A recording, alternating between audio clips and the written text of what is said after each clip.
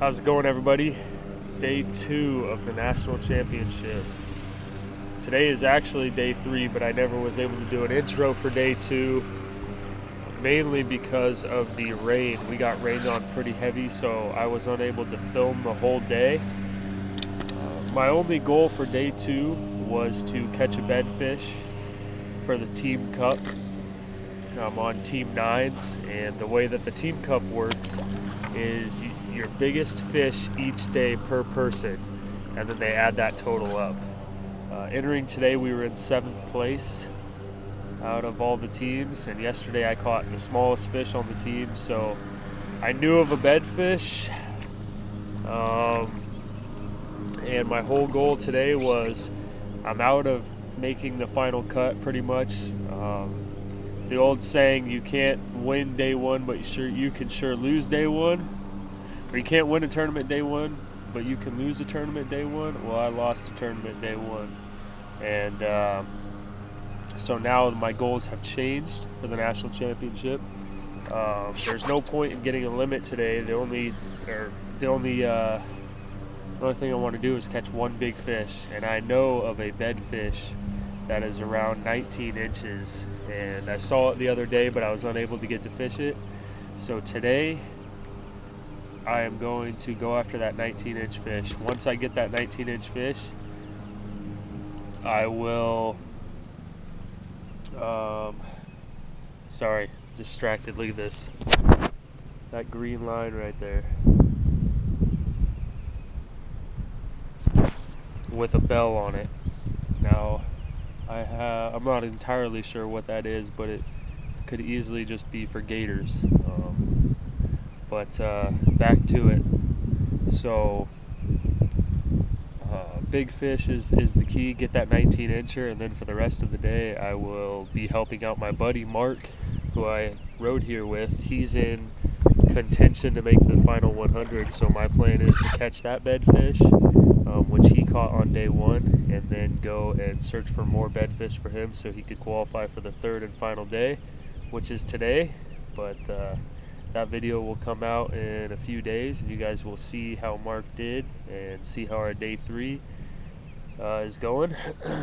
But I appreciate you guys tuning in. Again, I didn't get a ton of film on day 2 because of the rain, and I didn't have any of my rainproof covers because I'm running the portable charger, so I had to take it down at about 11 o'clock, which you guys didn't miss anything at all. After 11 I just searched for beds, so it wasn't that big of a deal.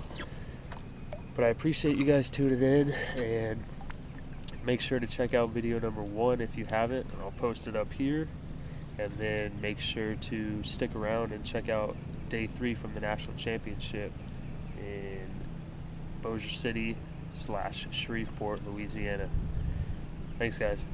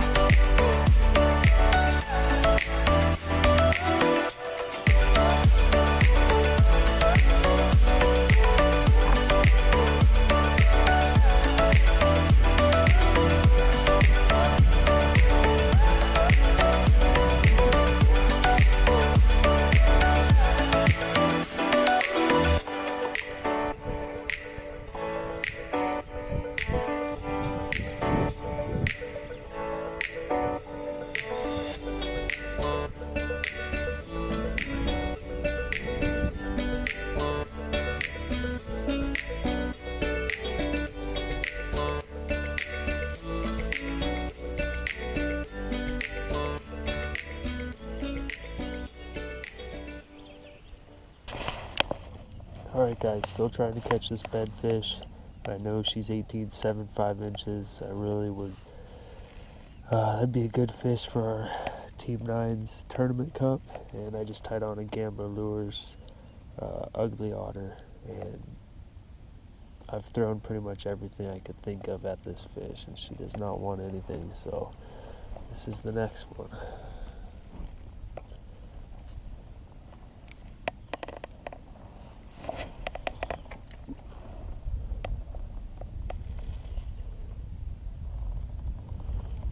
She's very territorial. She just chased something away, but it's strange. It's like she knows. I'm trying to get her.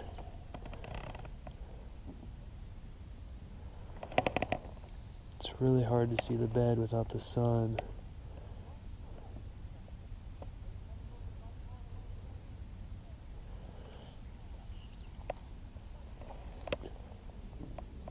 So I know this fish has been caught at least twice in the past 2 days.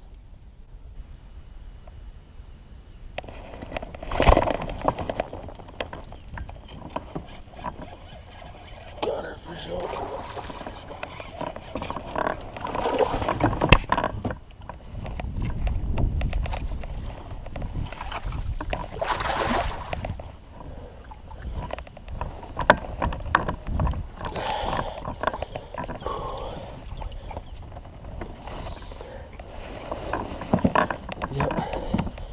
Gambler Lures.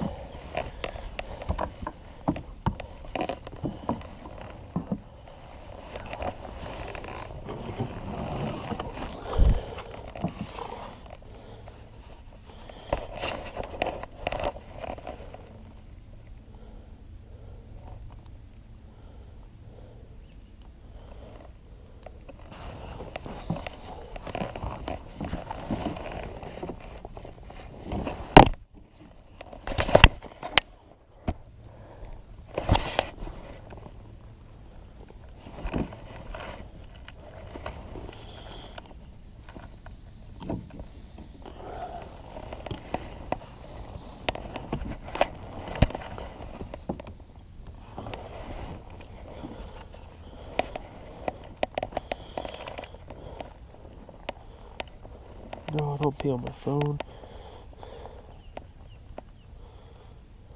You're fine, you're fine. Don't pee on my phone, don't pee on my phone. Stop peeing on my phone.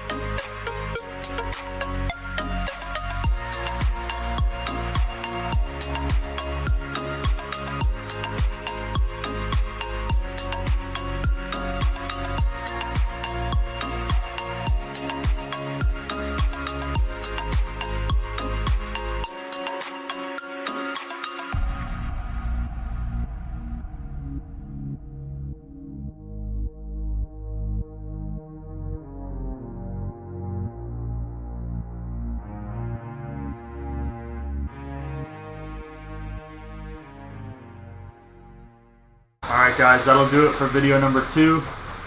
Hopefully you guys can hear me. I'm in the garage and it just started pouring. I got the garage door open for some better lighting. Hopefully that lighting works out. Getting to the video. So as you guys can see, I was able to land that bedfish. What you guys didn't see was I probably put in over around an hour and a half worth of time throwing almost every single thing I had in my black tack. I mean, I threw everything at that bedfish. And the funny thing was, Mark the previous day had caught that bedfish on I believe it was a black. He caught his on a black Cinco. I threw a Christmas color Gambler Lures Ace, which is almost the same exact thing. And when I first pitched on that bed, actually let's backtrack a little bit. Finding that bed was extremely lucky. I had the bed marked on my Lowrance, but the issue was the cloud coverage. I wasn't able to see the bed at all. So I was in the area. I knew I was right on top of my marking, but wherever I looked down in the water, I could not see that bed.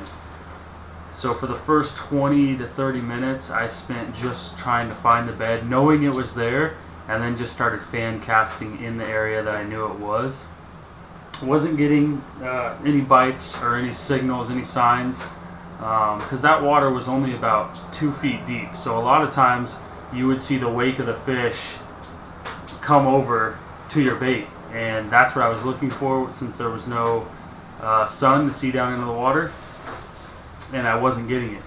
So after about, like I said, 20 to 30 minutes, finally I look over and I see a shadow swim past a lighter spot in the water, and I knew that had to have been her. So I focused on that spot. I started throwing it on that spot, and then I would see the shadow go over it again. And that's when I knew, alright, you're on the bed, you found the bed, repositioned, put my anchor up, and then threw everything I could. But that first cast with that Gambler Lures Ace, that thing went bolting over, and it just came in so aggressive and then just slammed on the brakes. And it was interesting. It was almost like that fish remembered that yesterday when it attacked that thing, it was ripped off that bed. So I thought it was funny watching it hit the brakes that fast, and that fish realizing, hey, I probably shouldn't bite this thing. I started switching to every creature bait that I had. I threw jigs. I think I had 4 jigs on me in my tackle drawer. None of those jigs worked. She would show interest, and she was very aggressive. She was chasing anything that came near, some bait fish or anything came near another bass. She would chase anything she thought was a threat away. And I knew that with that type of behavior, she was going to eventually get angry enough to bite. Throw a Matt Lures bluegill down on that bed, and it would nose down right on top of her bed. And she would come up and she would, nip at the tail, and that was it. So it was getting incredibly frustrating, and I thought, I might blow my chance going for this fish. But, like you see in the video, I finally decided to switch to that Gambler Lures Ugly Otter, and that was the ticket. Right when I pitched that Ugly Otter on there, you guys can see in the video, her bed was at kind of a weird angle, so you'd have to kind of drag it down her bed for her to get any reaction, or for you to get a reaction out of her. And right when I did that final twitch down that slope, that's when she attacked it, and it caught me by surprise. It was interesting because, like I said, it was hard to see the bed, and then I see the shadow go over the bed, and the shadow is gone, and then I noticed that my bait was gone. And it shocked me because I had thrown everything, but for some reason, that Ugly Otter just, irritated her enough. And it's a very different looking bait, as you guys can see. It's not your typical creature bait. It kind of has the paddle tail, the paddles for the arms, and then the paddle where like the face of the crawdad would be. So definitely a different bait. She choked it. Set the hook, the fight was on, got her in. One thing that you guys might have noticed was it measured at 19 inches, and that 19 inches was with the mouth fully closed. There was no mouth open on that picture. You guys can go back and see it.